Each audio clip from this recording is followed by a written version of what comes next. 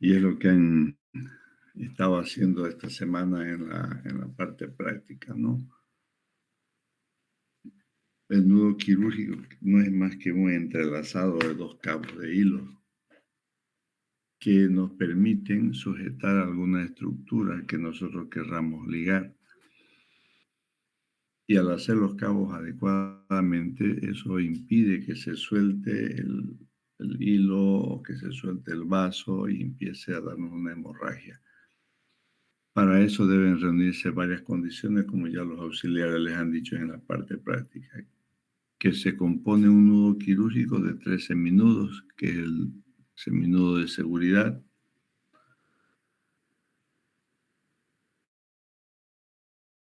porque es importante que nosotros hagamos nudos bien cuadraditos, que no se suelte el hilo. Si usted no lo hace adecuadamente, al apretar, al comprimir el nudo, el hilo se va a soltar. Es muy importante la técnica, el manejo cuidadoso. Los tejidos son delicados. Si uno maneja los tejidos torpemente, puede soltar los vasos, puede destruir tejido y después en ese sitio donde estaban haciendo el tratamiento quirúrgico va a producirse necrosis de lo que se soltó, de lo que se apretó demasiado, y al producirse necrosis va a haber infección. Entonces es importante que hagamos nudos con buena seguridad para que no tengamos complicaciones posteriores. Tenemos que tener en cuenta que cuando nosotros realizamos, aunque sea el primer seminudo, tengamos seguridad de que no se afloje. Por eso es que los hilos son de fácil manipulación, ejecución fácil, y también tenemos que tener en cuenta la economía del hilo, pero no solamente economía en costo, sino en economía en la cantidad de hilo que pueda eliminarse o desperdiciarse. Siempre tenemos que bajar el hilo hasta que nos quede menos hilo para desechar. Por eso hablamos de la economía del hilo. No es en costo, sino en cantidad. Y esos nudos tienen que tener 3 características, o 3 seminudos en realidad, que es el ceñidor, el fijador y el tercer seminudo es el de seguridad. Cuando uno va a ligar estructuras masivas o en masa, que se llama, por ejemplo, músculo o un vaso, una arteria, el primer seminudo tratemos de hacerlo doble, o sea, hacer el nudo de cirujano, porque el nudo simple siempre tiende a aflojarse. En cambio, el nudo de cirujano, que es el doble, mantiene la fijación, mantiene la compresión que usted le dé. Siempre utilicemos el nudo de cirujano para hacer el primer seminudo o nudo ceñidor. En cuanto a la clasificación de los nudos, según su geometría puede ser común o puede ser especial. Nudos cuadrados, antideslizantes. Busquemos siempre cruzar los hilos antes de realizar la maniobra del primer seminudo para que nos quede un hilo, como he dicho, un nudo redondo que no permita que se mueva, porque si lo hacemos, por eso que cambiamos de mano, empezamos con la derecha, seguimos a la izquierda y así sucesivamente. Si hacemos los seminudos con una sola mano, con seguridad que vamos a hacer un nudo deslizante, o sea, un nudo que se pueda aflojar, el famoso nudo en cadena. Por eso que tenemos que utilizar las dos manos, acostumbrarnos a manejar las dos manos y hacer los famosos nudos antideslizantes. Dentro de su geometría Los nudos se clasifican también en nudos especiales, que es el nudo de cirujano, el nudo de Rosetta, que es el que más se utiliza en las suturas intradérmicas, y el nudo por torsión, que es para huesos, para cartílagos, que generalmente son con alambre. En cuanto a su técnica, los hilos son manuales, instrumentales o mixtos, y eso lo hemos visto toda esta semana. Y de los manuales, los más utilizados son las técnicas de Pauchet, a los 5 dedos, a 4 dedos, a 3 dedos o al dedo medio, que es el que utilizamos 5 dedos. ¿Por qué de 5 dedos? Porque utilizamos los 5 dedos para agarrar el hilo. 3 dedos que montamos para hacer en este mismo nudo de 5 dedos, también utilizamos los 3 dedos. Y la técnica del zapatero, que es el que utilizamos viendo la forma de una pistolita. Los hilos eso lo han hecho en la parte práctica, solamente recordarles la forma teórica. El instrumental y la mixta. El instrumental es agarrando con 2 pinzas y el mixto es utilizando un instrumental, una pinza y la mano. Estructura geométrica se refiere al aspecto físico resultante de nudos con relación al sentido y a la disposición de los seminudos. Existen los tipos comunes y los tipos especiales. Los nudos comunes, entre los nudos comunes más utilizados son el nudo deslizante y el nudo cuadrado. El nudo cuadrado, también llamado antideslizante o de seminudos simétricos, es el que utilizamos habitualmente. Por ejemplo, el nudo de cirujano es el nudo antideslizante. Está compuesto de 12 nudos, en el cual el segundo de fijación es la imagen del espejo anterior. Es lo que hacemos, por ejemplo, cuando hacemos el nudo de cirujano.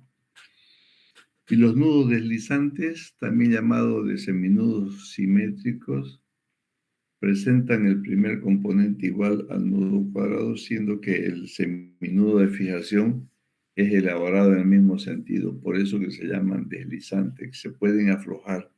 El mejor nudo que se lo hace intercambiando manos o cruzando los hilos de una mano a la otra. Entre los nudos especiales tenemos el nudo de cirujano, el nudo de Rosetta, que lo van a aprender a hacer cuando hagamos las suturas intradérmicas, y el nudo por torsión es con alambre, eso para parte ósea o para cartílagos. El nudo de cirujano, la diferencia básica en relación a los otros está en la formación del primer seminudo, que es formado por 2 entrecruzamientos o lazadas. Usted lo hace con las 2 manos, el nudo de cirujano, pero puede hacer con una sola mano, pero cruzándolo 2 veces el hilo que va a ceñir la sutura. El nudo de Rosetta puede utilizarlo poniendo una gasita que transfixie con la aguja para que el hilo al pegarse a la piel no vaya a lesionarlo. O puede utilizarlo solamente con el instrumental, sin necesidad de la gasa que se ve. Pero cuando el hilo va a estar mucho tiempo o la sutura va a ser mantenida por el hilo mucho tiempo, entonces es mejor poner una gasita o una esponja para que el nudo de Rosetta no se pegue a la piel, la lesione y se afloje la sutura. Eso, cuando empecemos a hacer suturas, vamos a hacerlo cuando hagamos el punto intradérmico generalmente. Y el nudo por torsión, como su nombre indica, hay que torcerlo varias veces, generalmente es con alambre, o siempre es con alambre, para osteosíntesis se llama. Osteosíntesis, o sea, la sutura con alambre de un hueso. Existen ya cuando ustedes el año vean, lleven traumatología, van a escuchar hablar de osteosíntesis dura con instrumentos metálicos generalmente. Y ortopedia es otra cosa. Por ejemplo, en niños no se utiliza osteosíntesis como material porque las fracturas en los niños generalmente son en los cuellos de crecimiento, en los tallos de crecimiento. Y si usted le pone un clavo, una clavija, una placa en eso, esa parte del hueso, que es el cartílago de crecimiento, no desarrollo normal. Por eso que en los niños muy rara vez se hace osteosíntesis, pone clavo, alambre o placa. Se hace ortopedia. ¿Cómo es la ortopedia? Sin cirugía, con tracciones o con férula o yeso, para no interrumpir el cartílago de crecimiento de los niños. La técnica de elaboración de nudos también lo han hecho ustedes en esta semana de práctica. Son movimientos combinados entre las manos. Los nudos pueden ser manuales cuando se usan solamente las manos, instrumentales utilizando instrumentos, pinzas, una pinza anatómica, una pinza Kelly, por ejemplo, que agarra una de las puntas, y el portaguja. Mixto, cuando se utiliza una pinza y la mano. Por ejemplo, el nudo de roseta es manual. En algunos casos puede ser manual, puede ser instrumental. El nudo de meso lo puede hacer mixto, manual e instrumental. La técnica bimanual es cuando las dos manos intervienen, y cuando intervienen más propiamente las dos manos en el nudo de cirujano, que se utiliza ambos cabos para pasar. Ahora, es importante que el nudo, por eso es que antes de hacer el nudo, tienen que cruzar los hilos. Es lo que le dicen los auxiliares, hagan la presentación. ¿Por qué es importante? Porque si usted no hace eso, le va a salir un nudo como la imagen que tienen a su derecha. Un hilo torcido, un nudo torcido. Y si siguen haciendo así, les va a salir un nudo deslizante, un nudo en cadena, y ante el aumento de la presión de ese vaso, esos hilos se van a deslizar, esos nudos, mejor dicho, se van a deslizar, se van a aflojar y va a presentarse la hemorragia. Por eso que los nudos tienen que quedar como la imagen que tienen a su izquierda.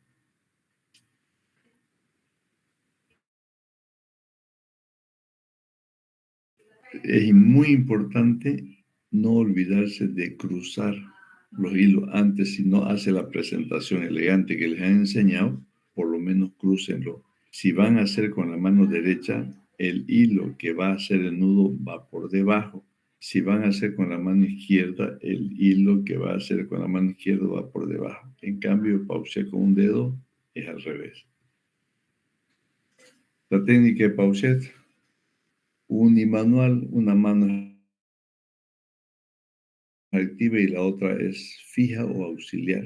Mano activa utiliza solamente 3 dedos, por eso se llama Pauchet a 3 dedos. Permite la realización de los nudos cuadrados. Es importante que el tamaño de los hilos, cuando usted hace el nudo, la cola siga iguales, porque a veces uno desliza el nudo con el dedo, pero no está haciendo un buen ajuste, sino que el hilo fijo usted lo va traccionando y al final queda el nudo demasiado flojo. Una cosa. Dos, usted tiene que ver el nudo donde se están cruzando. nunca debe poner el pulpejo del dedo encima del nudo que usted no pueda ver si el ajuste es el correcto. Los dedos índices tienen que estar cerca del nudo, cerca de la decruzación del nudo, de tal forma que usted vea el ajuste sobre la estructura que va a ligar. La técnica de zapatero o nudo de zapatero es el de las pistolitas que les he enseñado. Por eso yo le decía que esta técnica o este nudo, yo particularmente no lo utilizo en cirugía.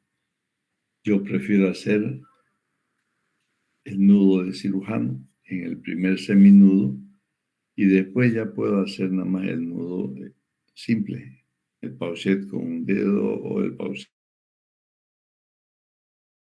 con 3 dedos.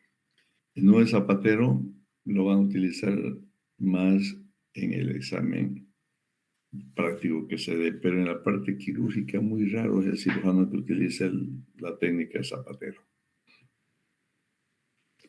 La técnica instrumental, como su nombre indica, es solamente utilizando instrumentos para realizar estos nudos.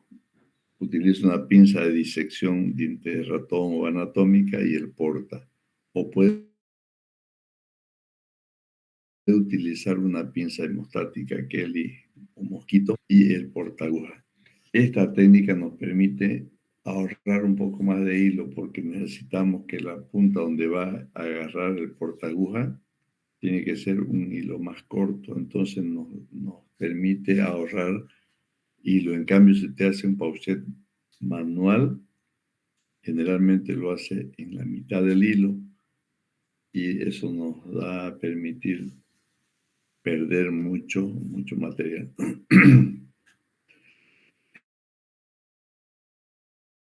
Estos nudos siempre buscan una ley que es para fijar, nos permite que el nudo esté bien fijado. Esta ley se llama la ley de Livingstone y es la siguiente. Primera ley, movimientos iguales de manos opuestas ejecutan un nudo perfecto. Es el pauchet. Movimientos iguales de manos opuestas ejecutan un nudo perfecto. Y la segunda ley de Livingstone dice, la punta del hilo que cambia de lado después de la ejecución del primer seminudo debe volver al lado inicial para realizar otro nudo. Cuando usted hace un nudo, queda cuadradito, queda redondito, bien ajustado. Pero para hacer el segundo nudo, lo tiene que volver a cruzar el hilo para que el segundo nudo, una característica del primero. Por eso dice que la punta del hilo que cambia de lado después de la ejecución del primer seminudo debe volver al lado inicial para realizar otro seminudo similar a las características anteriores. Por eso se llama imagen espejo de los nudos. El nudo correctamente ejecutado debe ser apretado en forma uniforme, o sea, los dos cabos del hilo tienen que tener la misma presión, suave, simultáneo. Por eso se dice que el mejor nudo es aquel que se hace suave, sostenido y prolongado. ¿Qué significa eso? Que hay que ser delicado en el manejo del nudo, sostenido, o sea, una vez que usted hace el nudo, mantiene por algunos segundos ahí el nudo para que ese nudo, ese hilo, esté cumpliendo la función para lo que fue hecho. Suave, sostenido, con la misma presión y prolongado en segundos. Esta es la forma correcta de apretar un nudo. Tiene que verse el vaso que usted va a ligar. Y los pulpejos de los dedos índices son los que se encargan de apretar el nudo. Usted tiene que ver no solamente que ese vaso que usted está ligando no esté sangrando. Si sigue sangrando, significa que la compresión de su nudo no ha sido la correcta. Otra cosa que hay que tener mucho cuidado cuando uno liga un vaso es que no vaya a resbalar el hilo del pulpejo, porque si usted está haciendo presiones en los dos cabos con la misma intensidad, si uno de los pulpejos de darse, con seguridad que el otro va a arrancar al vaso. Por eso que hay que ser muy delicado en el manejo de los nudos. Todo esto que estamos hablando, chicos, lo van a practicar cuando empecemos a hacer sutura y se van a dar cuenta que la tensión que hay que hacer en ambos cabos tiene que ser la misma presión, la misma tensión.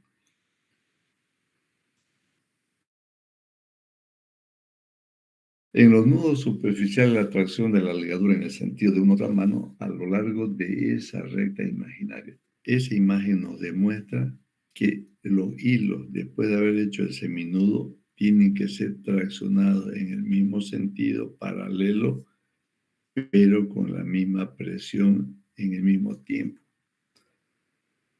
Se debe evitar las tracciones, o sea, no traccionar solamente del uno, sino de los dos, para que el nudo sea efectivo. Estas son imágenes de lo que es forma cómo se debe hacer un nudo. Aquí ven ustedes el técnico de Pauchet. Este Pauchet, aquí dice 3 dedos, los dedos medios. O también usted puede decir un Pauchet con los 5 dedos, porque con los 5 dedos de la mano, el índice y el pulgar está agarrando la punta y los otros 3 son los que hacen el nudo. Por eso decimos Pauchet 5 dedos, Pauchet 3 dedos o Pauchet de dedo medio, porque el que enlaza el hilo es el dedo medio, como vamos a ver en la siguiente imagen. Dedo medio, mano izquierda, mano derecha.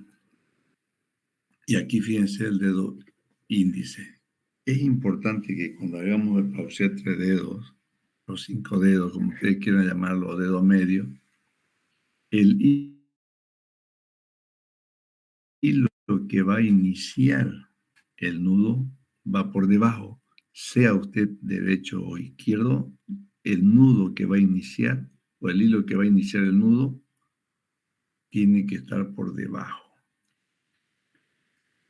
En cambio, en el Pauchet con el dedo índice, el hilo que va a iniciar o el cabo de hilo que va a iniciar el nudo siempre va por arriba, sea derecho o izquierdo quien va a manipular eso.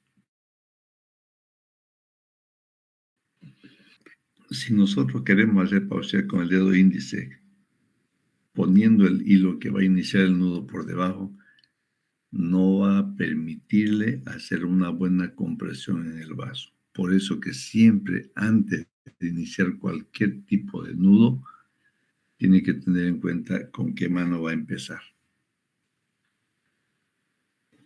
Estas son imágenes para ver mano derecha, mano izquierda. Ahora, el nudo del cirujano usted lo puede ejecutar con el dedo índice o con el dedo medio, pero el mejor nudo de cirujano es el Pauchet. Inicia el primer nudo, sujeta con el dedo medio anular y después con el dedo índice del otro lado hace el otro seminudo. ¿Cuál es el éxito o cómo se ve el éxito de su nudo? Cuando usted, al hacer el paso de los dos cabos, tiene que soltar simultáneamente los 2 pulgares. Si no suelta los 2 pulgares, el nudo de cirujano va a ser nada más un Pauchet simple.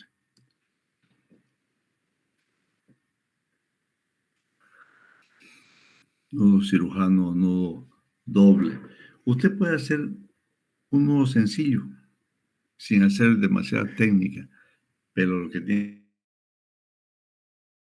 que hacer es doble paso del cabo del hilo para que salga un hilo o un nudo doble.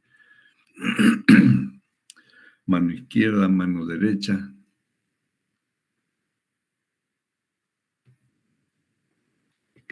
Ahora, el que hemos aprendido último, nudo de cirujano, técnica de meso. La técnica de meso puede ser mixta, manual e instrumental, pero la técnica de meso solamente manual. En la técnica de meso, usted puede sostener los dos cabos y hacer el nudo de meso, pero puede soltar un cabo y como si estuviera manejando con un portaguja, solamente dar la vuelta al dedo índice y pulgar y va a buscar el cabo que tiene suelto. O puede hacerlo mixto, manual e instrumental, técnica de meso. O puede hacer sin soltar los cabos. Chicos, la técnica de hacer nudos va a depender de usted, va a depender de cómo quiere hacer el nudo. En la técnica de meso, en el examen no nos va a interesar si usted lo hace agarrando, sujetando los dos cabos o soltando un cabo y buscando el cabo después. No, no hay problema. Lo importante es que usted lo sepa hacer la técnica de meso. La técnica mixta es manual y con una pinza o con el portaguja generalmente, ¿no? Aquí en la técnica mixta, usted también puede hacer el nudo de cirujano. Darle dos vueltas a la pinza o al porta y agarrar el cabo, el siguiente cabo, el otro cabo. En la técnica de meso también puede hacer un nudo de cirujano. Solamente que le va a dar dos vueltas a los dedos y hace el nudo. La técnica mixta está el manual e instrumental, que es lo que generalmente hacemos. Con una mano sostenemos el hilo y utilizamos con la otra mano el portaguja.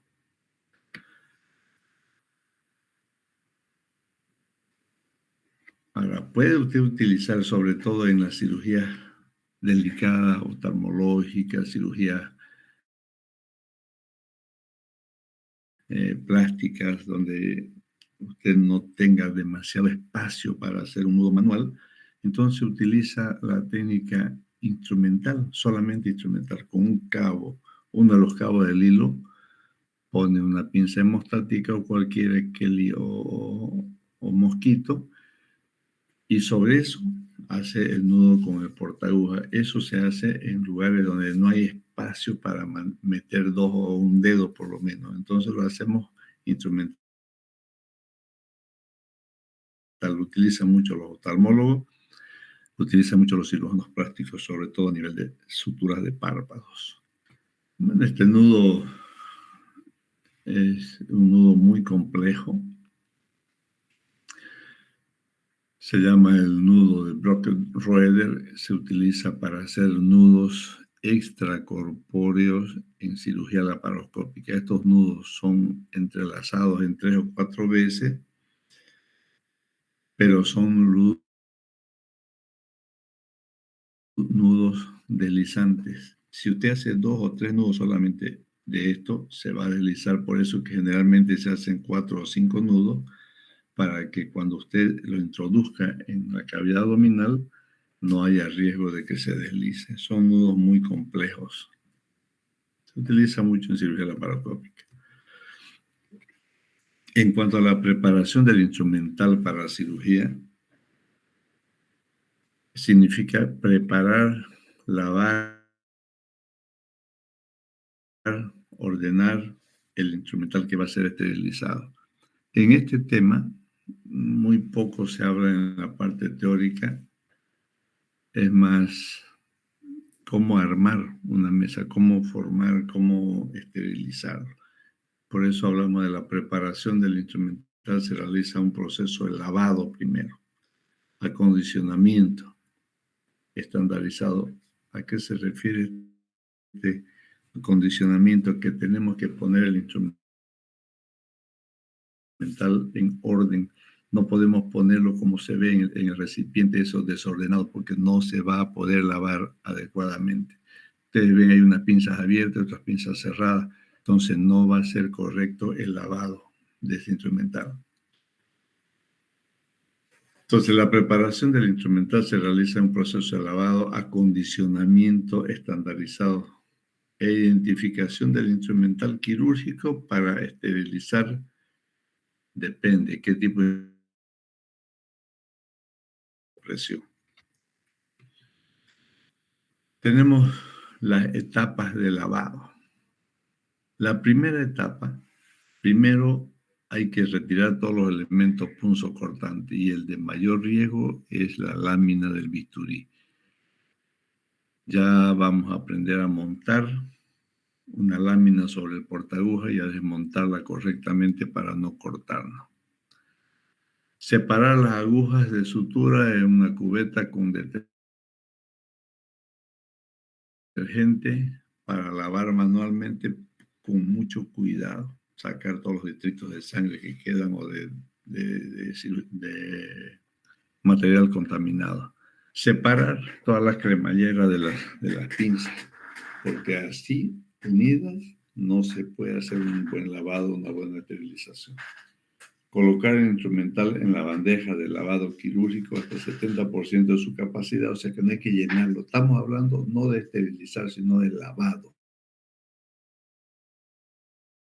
Esterilización es otra cosa, es secundaria. Primero hay que hacer un lavado correcto y ese lavado se lo puede hacer bajo centrifugación. Por eso dice lavado ultrasónico, pero no llenar la cubeta para el lavado, sino solamente hasta el 70%, porque si no, tampoco se hace un buen lavado. Opere el lavador de acuerdo con el procedimiento. Se refiere a presión, a temperatura que tienen sus manómetros para lavado. Y después del lavado, hay que retirar el material de ese recipiente, colocarlo sobre un paño y secarlo uno por uno para que la segunda etapa del secado ya lo haga en el autoclave. No podemos meter material que esté muy húmedo, que esté chorreando al autoclave, porque eso va a producir una ebullición y el riesgo de que las paredes del autoclave se rajen. Y la segunda etapa ya es el almacenamiento del material que va a ser esterilizado. Por eso dice, verifique la codificación del instrumental. ¿Es el material que vamos a meter al autoclave o vamos a meter a vapor seco o al vapor sobre presión? ¿Qué tipo de material hay que seleccionar?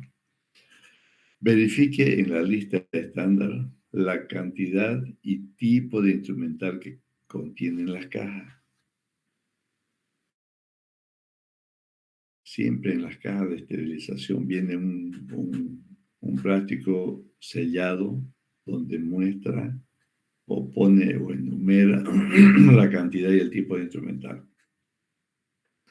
Para meter a la caja hay que acondicionarlo. No podemos ponerlo así en bollo, tirado. Todo tiene que estar ordenado. Y los instrumentos más pesados, como las valvas, por ejemplo, tienen que estar en el fondo para que no, con la temperatura, si lo ponemos a quitar capacidad de absorción del vapor a los instrumentos más pequeños. Tomen las agujas con gasa y colóquelas en la caja. Hemos visto que a las agujas se las pone enganchadas o ensartadas en una gasa. Y esas agujas tienen que estar en el fondo para que le pueda llegar el calor adecuadamente. Una vez ordenadas las cajas, las cerramos y se anota, se identifica en la caja el tipo de caja y las iniciales o el nombre de la persona que armó, para que si en algún momento se descubre que hubo una transgresión a la asepsia, ya hay un responsable y se tendría que mandar su memorándum, ¿no? Entonces, por eso es que la gente que trabaja en esterilización tiene que ser gente muy entrenada para evitar el mínimo riesgo o para cometer el mínimo riesgo de contaminación o mala preparación de las cajas. Hay que colocar la fecha de que se está poniendo esa caja. Es importante poner esa fecha después de que ya salió el material, la caja de esterilización, porque tenemos que anotar cuánto tiempo puede estar almacenada, porque si pasa ese tiempo, una semana, 3 días, qué sé yo, un año, hay material que se puede esterilizar y estar esterilizado un año, hemos visto cuando hemos hablado de esterilización, y una vez pasada esa fecha ya se venció y hay que esterilizarlo de nuevo. Y después que han armado las cajas, ya se las lleva al esterilizador, dependiendo qué tipo de material va, como les digo, a vapor, bajo presión o a calor húmedo solamente. Y que cerrar las cajas con cinta adhesiva después que se ha esterilizado. Y en esa cinta generalmente es donde se coloca la persona que esterilizó el material y la fecha.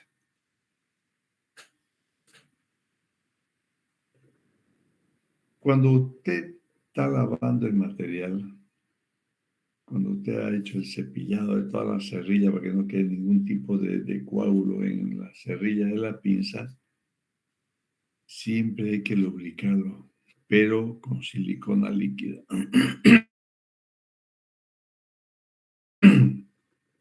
No utilicemos aceites, el aceite de comer que utilizamos nosotros hasta para la bisagra de las puertas, porque eso va a desgastar el material. Uno, dos, es demasiado viscoso que es difícil retirarlo hasta con cepillado. Entonces, si no está bien lavado el material, va a ser un material contaminado.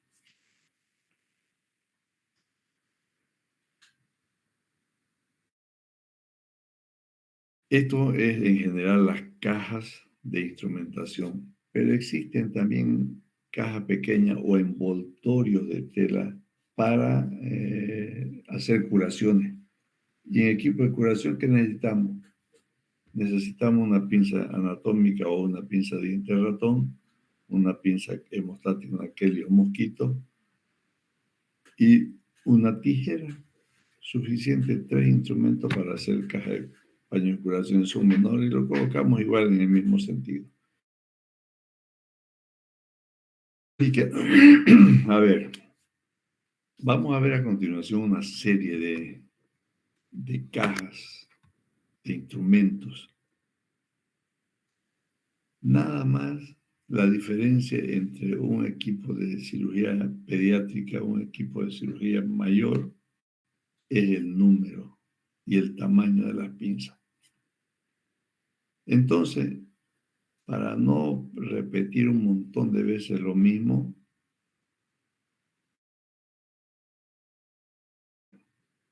pinza anatómica, pinza de diente de ratón, pinza hemostática, si es para pediatría, las haltes o mosquitos o el cray, ¿no es? Si es para adultos, la pinza Kelly. ¿Qué más tiene que tener? Tiene que tener una pinza o dos pinzas Coger para traccionar aponeurosis, por ejemplo, o para el hueso. Tiene que tener tijera curva, tijera de mayo y tijera de Metzenbaum. Tiene que tener separadores de Farabee. Y si es para adultos, pues buscarán una barba de Doyen, por ejemplo. Utilizarán un Waylander. Pero todas las cajas tienen lo mismo. ¿Qué varía? En la cantidad y en el tamaño, dependiendo qué vamos a operar. Si te dicen que armes una caja para apendicectomía pediátrica, entonces no pondrás una pinza Kelly, pondrás una Harter, una Mosquito, para ver grande, sino pediátrico. Pero todos van a tener una pinza mixer también para disección. Vuelvo a repetirle, si te dijeran en el examen, arme una caja de cirugía pediátrica, entonces vas a poner Melsenbaum, Mayo, pediátrico, para ver pediátrico, pinza mixter, pinza backup. Y las backup, bueno, son para todo, para grande o para chico, es la misma para pinza de campo. La cantidad, si yo voy a operar un colon, no voy a poner dos pinzas Kelly que utilizo en una cirugía de apéndice, por ejemplo. En cambio, en la cirugía de colon voy a ocupar por lo menos 10, mínimo 15 pinzas Kelly para ligar el meso. Entonces, en base al tipo de cirugía que van a hacer, en el examen se le puede decir, hazme una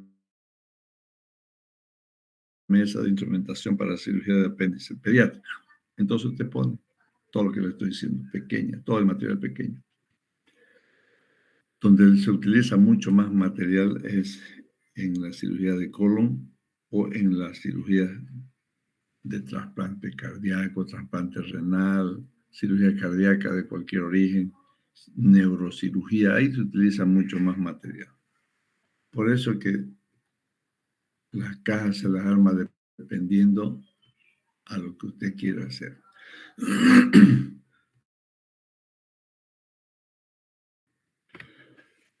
A las posiciones del equipo quirúrgico. ¿A dónde se va a colocar el cirujano? ¿Dónde se va a colocar el primer ayudante, el segundo ayudante, la instrumentadora? Y esto uno lo tiene que conocer bien, porque cuando está armando el equipo quirúrgico para una cirugía y el cirujano va pintando, ya los ayudantes, la instrumentadora tienen que ir buscando su posición sin acercarse a la mesa.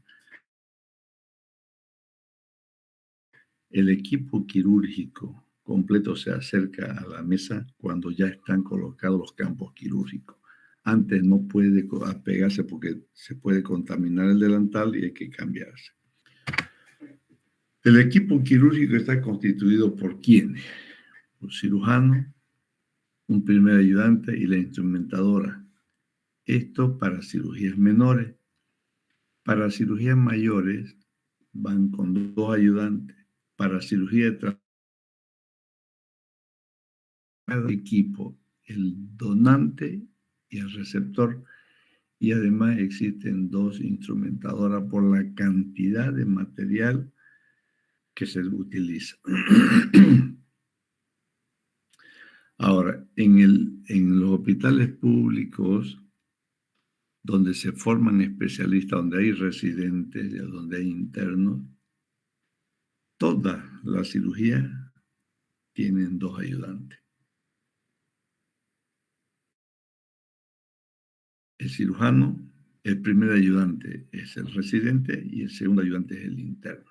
Entonces, el equipo quirúrgico está formado dependiendo del tipo de cirugía y el tipo de hospital. En las clínicas privadas muy difícilmente puedan ir internos, digamos, porque eso significa un gasto de material para la clínica y no lo permiten, salvo que el interno lleve o el estudiante lleve su propio material, su propia ropa. Entonces, dependiendo del volumen o el tipo de cirugía, va a depender también la cantidad de ayudante que necesite para esa cirugía. Y cada uno tiene una posición. El cirujano siempre al lado derecho, pero ahorita vamos a ver las variables que pueden haber. Cuando se trata de cirugía abdominal, el mesocolon, el colon transverso, divide a la cavidad abdominal en dos pisos, el supramesocólico y el inframesocólico. Significa, como su nombre indica, supramesocólico, que está por encima del colon transverso. Ese es el mesocolon. Y el inframesocólico son todos los órganos que están por debajo del colon transverso. Aquí lo que les decía, dependiendo de la característica cirujano. Para operar supramesocólico, órganos que están por encima del mesocolon transverso, el cirujano mejor se coloca a la derecha. Si se va a operar órganos inframesocólicos, por ejemplo, cavidad pélvica, lo ideal que el cirujano diestro que utiliza la mano derecha, esté del lado izquierdo del paciente, porque la va a utilizar mano a mano derecha. Si el cirujano es izquierdo, es zurdo, entonces a la inversa. Para operar inframesocólico, el cirujano debería estar a la derecha del paciente. Si va a operar supramesocólico, tendría que irse al otro lado. De tal forma que cada uno tiene que colocarse del lado que se sienta más cómodo. Una recomendación especial: el cirujano cuando opera no debe desviar su atención del campo operatorio, ni siquiera para pedir instrumental.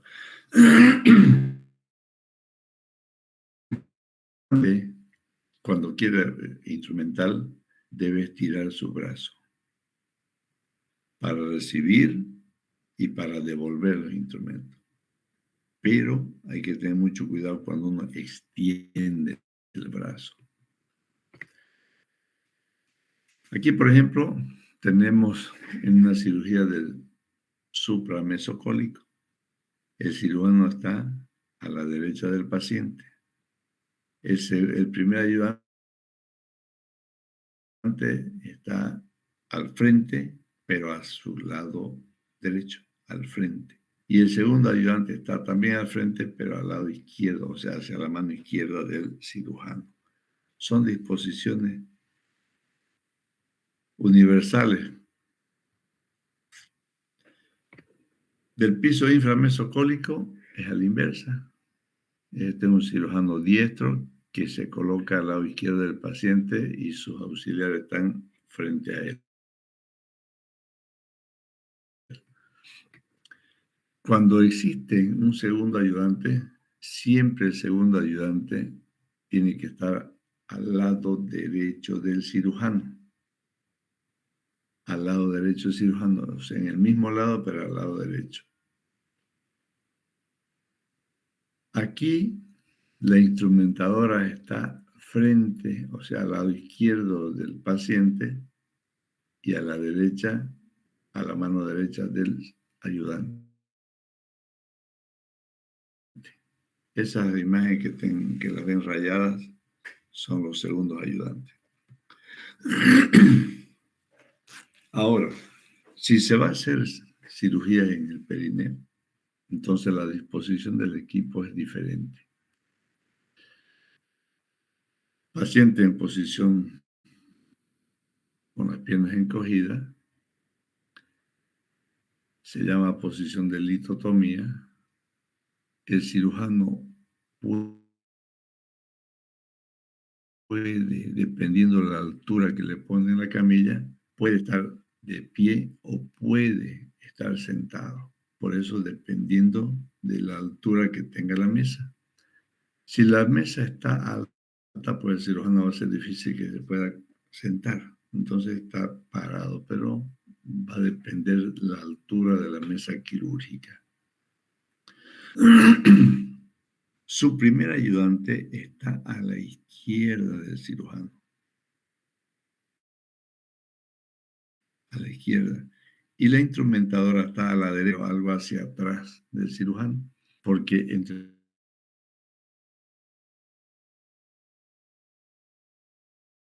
Ahora, cuando hay ese tipo de cirugía, la parte posterior del cirujano, aunque esté con mandil quirúrgico vestido, es contaminada. Entonces, si usted pone a su instrumentadora en esta posición, va a contaminar todo. Por eso que al cirujano se le tiene que poner un campo estéril prendido con un punto o con Backaus en su mandil quirúrgico para que la parte posterior también esté estéril y no haya riesgo de contaminación del instrumental. En cirugía laparoscópica la disposición del equipo quirúrgico es diferente. Depende de la técnica. Si es una técnica americana,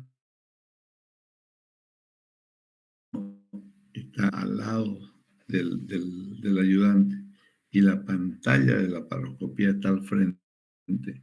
Pero si es la técnica francesa, el cirujano, el paciente con las piernas extendidas, separadas, y el cirujano entra a posicionarse entre las piernas del paciente y el ayudante está en la parte izquierda del paciente.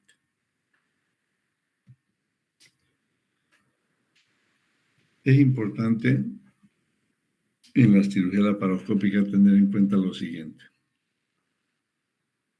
Las posturas corporales son estáticas, posicionado en su lugar, no se puede cambiar de sitio. La altura de la mesa no es la habitual como en una cirugía corriente. Siempre la altura de la mesa para cirugía laparoscópica están por debajo, están más abajo que lo habitual. ¿Por qué? Porque uno opera con los brazos extendidos, más el tamaño de las pinzas que son más largas, entonces siempre la mesa está más abajo. El diseño de los agarres del instrumental se refiere a qué tipo de instrumento va a utilizar, de prehensión larga o de prehensión corta. Ya van a ver ustedes en cirugía 2 que donde se aplica la técnica quirúrgica y van a poder ver el instrumental de cirugía laparoscópica. La posición del monitor siempre está al frente del equipo quirúrgico, donde el cirujano no mira al paciente, sino mira la pantalla. El control es el mismo, porque usted mismo va a saber en qué momento tiene que presionar para cortar o para coagular. Nada más que esto lo hace bajo pantalla.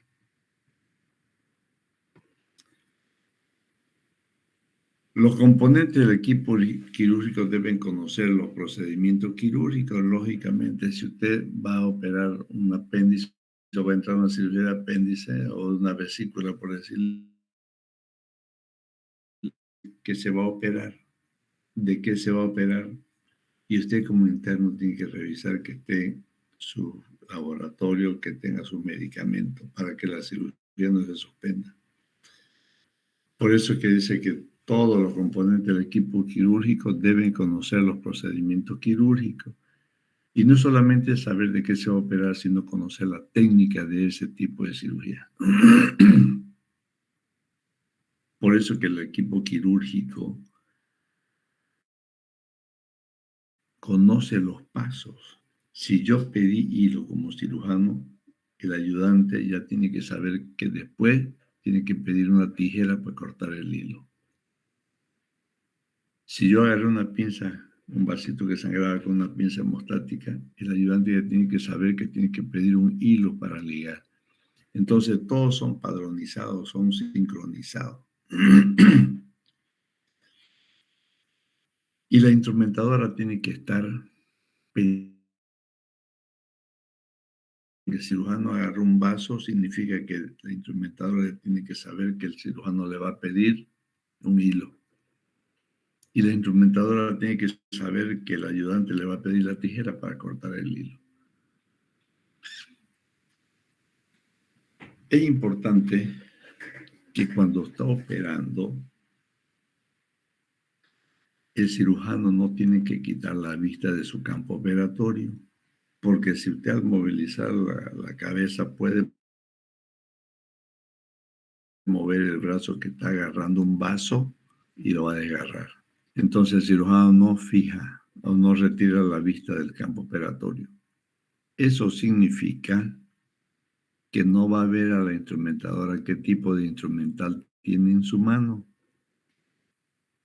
y puede tener un elemento punzocortante y lo va a cortar.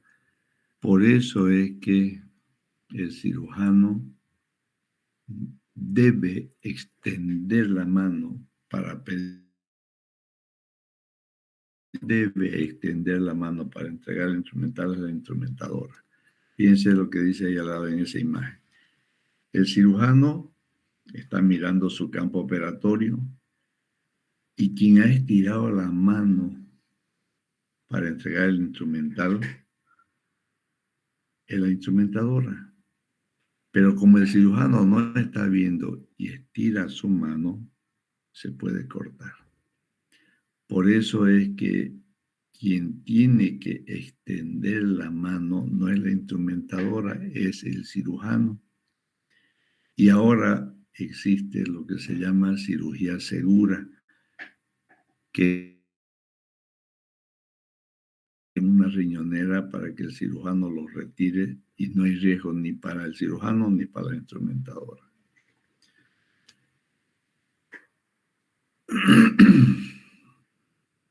Una vez que usted utilizó el instrumental, ya no es la instrumentadora que va a extender el brazo para recibir el instrumental. Es el cirujano que va a extender la mano y lo va a dejar caer suavemente sobre la mesa. 2, no debe, como ve la imagen, el cirujano no debe girar la cabeza para mirar si lo está recibiendo o está depositando correctamente el instrumental. El cirujano no debe mover la vista del campo operatorio.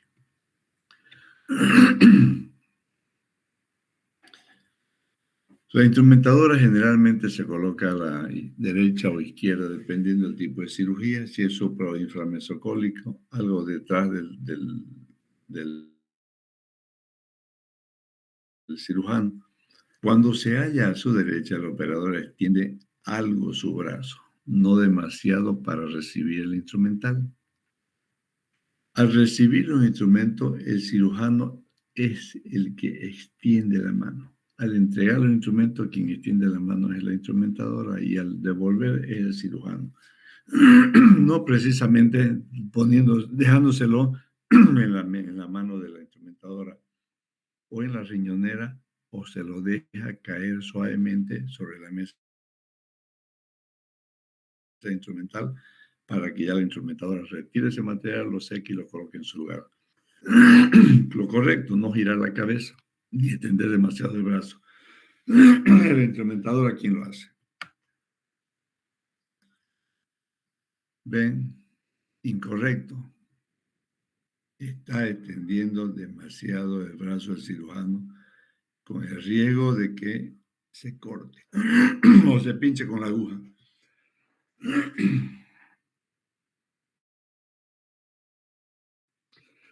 ¿Cómo se reciben los instrumentos cuando la instrumentadora está al lado izquierdo? ¿Por qué estaría al lado izquierdo? Porque el segundo ayudante estaría a la derecha del cirujano. Entonces, fíjense aquí la imagen. El cirujano pide el instrumental pasando la mano derecha por debajo del brazo, por debajo. Porque el brazo izquierdo está fijando un vaso y no puede pasar por la parte superior del brazo por esto, por el riesgo de que el antebrazo pueda tocar su barbijo, que el barbijo no es estéril, o que su brazo al pasarlo por encima toque su hombro y el hombro también se lo considera contaminado. Entonces, se pide el instrumental pasando por debajo de la mano opuesta. Recepción y devolución de instrumento. El cirujano debe colocar su mano de manera que el instrumento quede automáticamente empuñado en posición de uso. Es lo que hemos estado haciendo ahora, esta semana. Y que no haya necesidad de reacomodarlo porque uno pierde tiempo. Entonces usted tiene que pasar la instrumentadora correctamente el instrumental.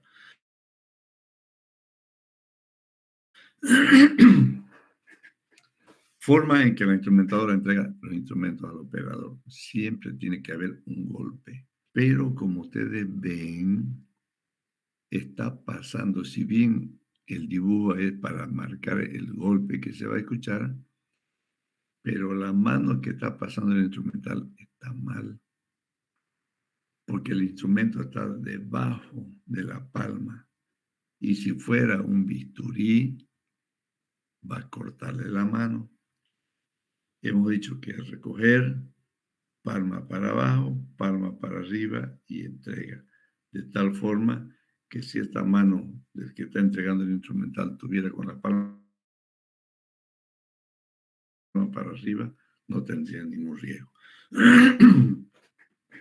Ahora los hilos, una mano extendida haciendo un semigancho en los dedos, para arriba o para abajo significa pedir hilo. Como el hilo es tan liviano y cuando uno está con guante pierde casi el 50% de sensibilidad, entonces cada que usted coloque el hilo, hágale un poquito de presión para que el cirujano se dé cuenta que están colocándole el hilo sobre la mano. Si bien la imagen es algo grosera, piense ustedes que el cirujano está extendiendo la mano y está dejando caer el instrumental sobre la mesa de instrumentación. Dice dejar caer suavemente, pero pareciera que no ahí en la imagen. Pero usted lo asienta, siente que está con la punta del instrumental tocando la mesa y lo deja caer. El instrumental se puede pedir de dos formas. En forma verbal o solamente con imágenes, con figuras que usted puede hacer. A la instrumentadora.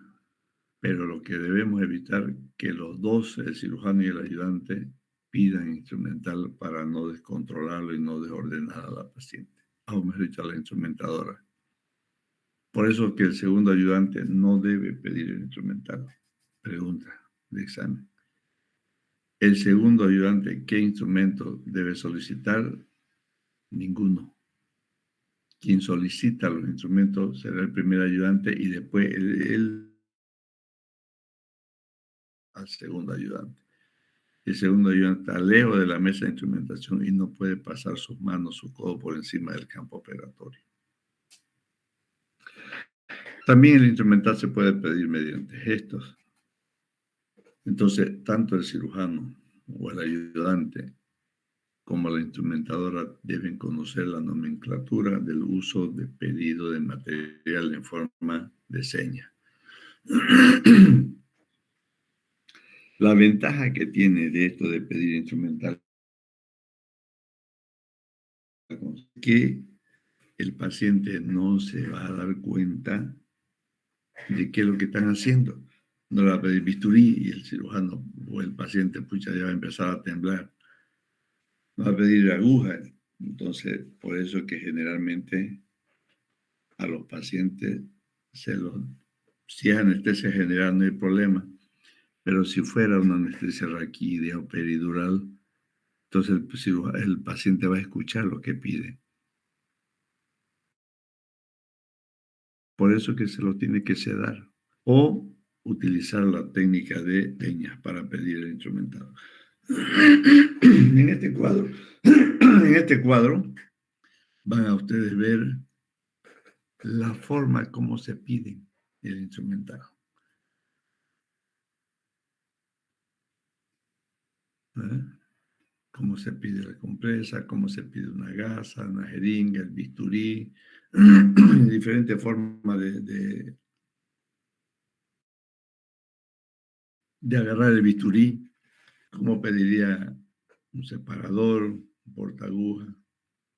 ¿Cómo pediría una aguja montada para hacer una sutura de un vaso por transficción? Son diferentes imágenes. Aquí tenemos eso. Esta semana y la próxima, los que no avanzaban, empezar a ver cómo se pide el instrumental, cómo se maneja un instrumental, cuáles son las formas de agarrar un bisturí de extrema precisión, un arco de violín, como un bolígrafo, para espátula. Entonces, diferentes formas de cómo manipular un bisturí. Las pinzas anatómicas tocando los pulpejos del dedo índice y el pulgar. En cambio, si usted pide una pinza diente de ratón, es como si estuviera chocando las uñas de esos dos mismos dedos. Entonces, forma de pedir el instrumental. Te va a pedir la tijera. Si es tijera recta, con los dedos rectos, hace amago de que está cortando. Si es tijera curva, igual hace amago, pero encorvando los dedos. Ahora, es importante que usted sepa armar su mesa operatoria. Y para eso vamos a dividir la mesa en cuadrantes para disponer los instrumentos ordenadamente en su mesa, para lograr eficiencia, agilidad, sincronización en el trabajo del equipo quirúrgico.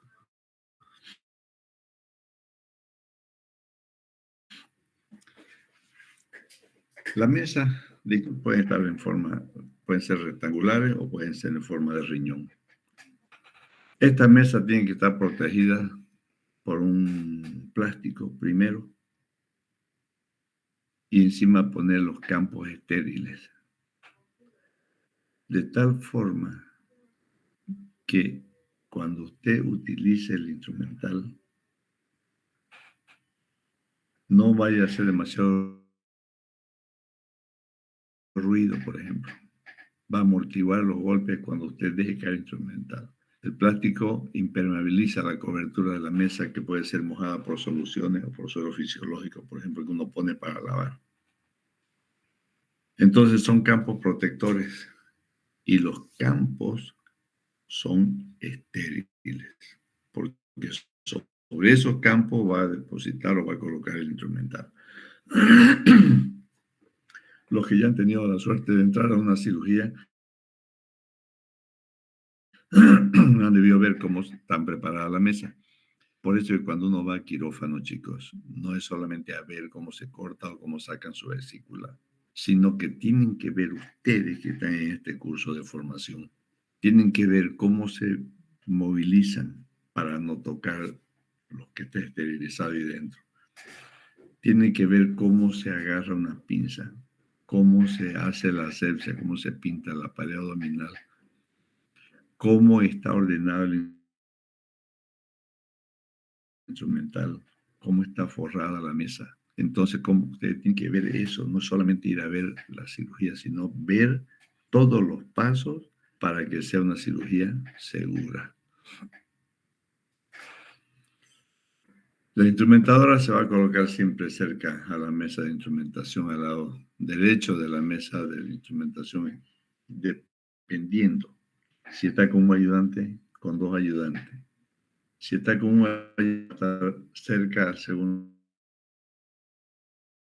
ayudante, porque el cirujano le va a pedir de frente los instrumentos.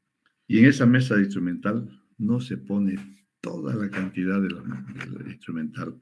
Algunos de los auxiliares lo han sacado todo y entonces la mesa no se sabe, no se reconoce los cuadrantes. Entonces, en la mesa auxiliar usted puede poner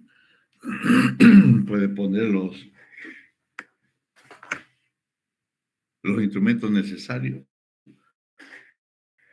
y en la otra pondrá las compresas, los separadores más grandes, ¿no?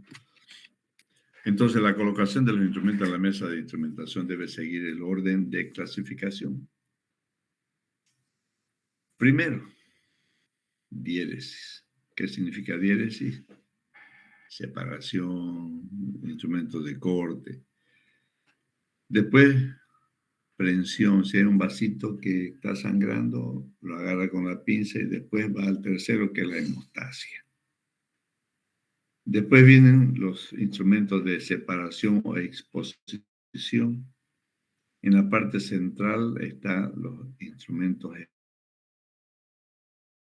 especiales y finalmente los instrumentos de síntesis.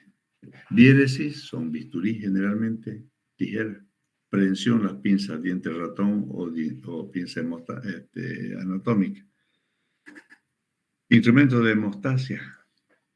Generalmente utiliza Kelly o mosquito.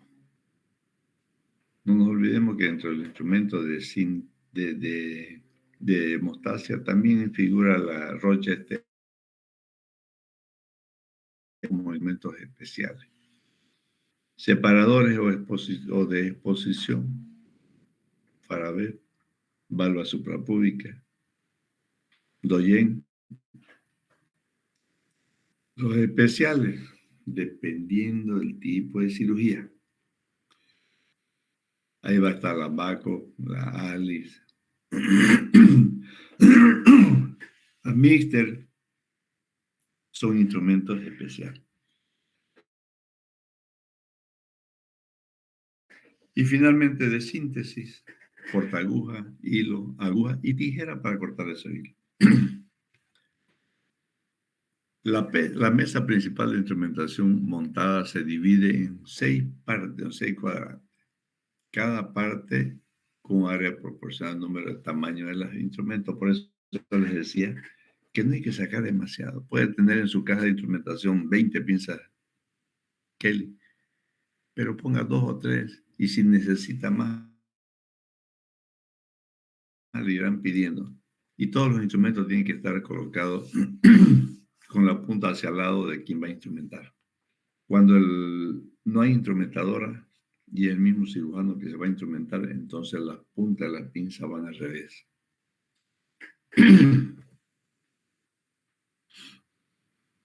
La colocación de los instrumentos obedece siempre a la misma secuencia, pero el sentido de secuencia cambia si la mesa de instrumentación o si hay un solo ayudante. Entonces, si lo ponemos al revés las pinzas, el cirujano le va a costar levantarlo y reacomodarlo. Lo que queremos es agilizar, por eso que se lo coloca al revés. En general es usada una sola mesa, pero para que no se amontonen las compresas, las gasas en la misma mesa, siempre tenemos que ver una mesa auxiliar para que pongamos los instrumentos especiales, las gasas, las compresas o separadores adicionales que necesitemos.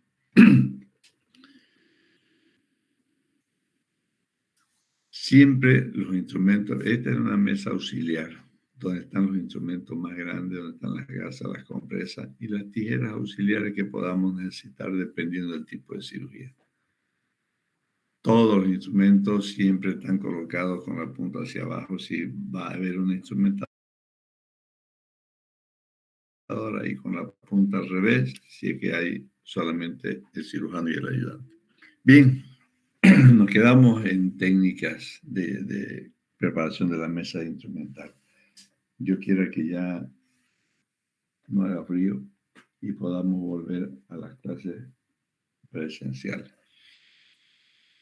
Esto la mayor parte de los docentes está haciendo porque hay que precautelar la salud del estudiante, porque si nos viene una epidemia, ahí es que suspendemos hasta la universidad, probablemente cierre. Entonces, por suerte que la comunicación interna de los docentes ha sido solicitar que en épocas de mucho frío se haga presencial. Claro que hay algunos que no lo aceptan, ¿no? Pero eso ya depende de cada uno. Entonces, chicos, nos quedamos aquí esta semana, continuamos con la práctica y ya vamos a empezar a hacer sutura. Y esa es la parte más bonita, donde ya uno empieza a manejar el instrumental, aprende a hacer sutura y ya puede ganar su peso haciendo sutura en su barrio. Bendecido fin de semana, abríguense, salgan si fuera necesario y no se olviden que son estudiantes. Entonces, estudien antes. Buenos días, chicos, gracias.